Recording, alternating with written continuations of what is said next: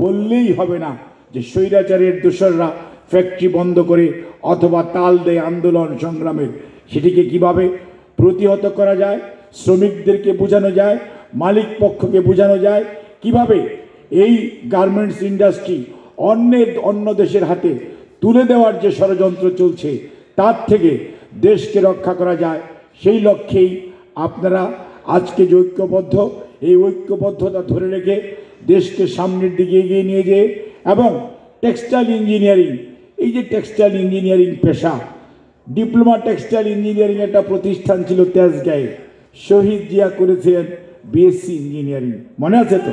হ্যাঁ। এবং দেশনেত্রী বেগম খালেদা জিয়া উনি কিন্তু এই যে ডিপ্লোমার যে 6টা পরবর্তীতে করলেন, তখনও সাইফুর রহমান স্যারও তখনও অর্থমন্ত্রী ছিলেন এবং প্রধানমন্ত্রী ছিলেন দেশনেত্রী বেগম খালেদা জিয়া।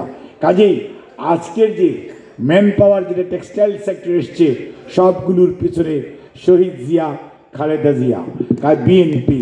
কাজেই আপনাদেরকে মনে রাখতে হবে এই সেক্টরকে আরও অনেক দূর যেতে হবে, ভিয়েতনামকে হারাতে হবে, চায়নাকে হারাতে হবে এবং ইন্ডিয়ার এই যে ষড়যন্ত্র তার থেকে বেরিয়ে আসতে হবে।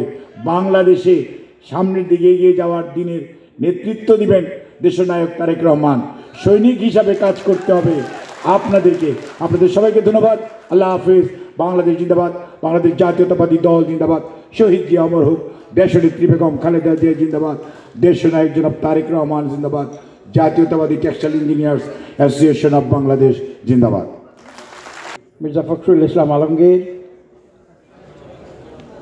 পেশাজীবীদের নেতা, বিএনপির স্থায়ী কমিটির সদস্য ডক্টর জাহিদ, জেটাবের সভাপতি ইঞ্জিনিয়ার ফখরুল, এখানে উপস্থিত বিএনপি নেতৃবৃন্দ এবং জেটাবের সদস্যবৃন্দ,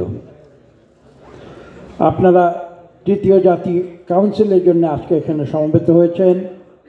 আপনারা যে উদ্দেশ্যে এসেছেন, আমি এক কথায় বলবো, এই প্রক্রিয়াটি হচ্ছে একটি গুরুত্বপূর্ণ প্রক্রিয়া, যার নাম হচ্ছে আপনাদের সংগঠনে গণতন্ত্র প্রতিষ্ঠা করা। সে কারণে আমি আপনাদের আন্তরিক ধন্যবাদ জানাই এবং আমি বিশ্বাস করি আপনাদের এই প্রতিষ্ঠান গণতান্ত্রিক প্রক্রিয়ায় সামনের দিকে এগিয়ে যাবে এবং আমরা বাংলাদেশে জনাব তারেক রহমানের নেতৃত্বে এদেশে গণতন্ত্র ফিরিয়ে আনার যে সংগ্রাম করছি, সেই সংগ্রামে আপনারা বিগত 15 বছর ধরে গুরুত্বপূর্ণ অবদান রেখেছেন। আগামীতে ঠিক একইভাবে দেশের গণতন্ত্রায়ন প্রক্রিয়ায় আপনাদের অবদান আমরা প্রত্যাশা করি। আমার মনে আছে যখন রাজপথে প্রতিবাদ করা ছিল কঠিন, অনেকেই তখন প্রকাশ্যে স্বৈরাচারী সরকারের বিরোধিতা করতে পারেনি। তখন জনাব এই ফখরুল আলম সাহেব, ইঞ্জিনিয়ার ফখরুল সাহেব, আমার মনে আছে তিনি রাতের গভীরে টেলিফোন করেছেন, এখানে আসতে হবে আপনাকে, এখানে আমাদের প্রতিবাদ সভা।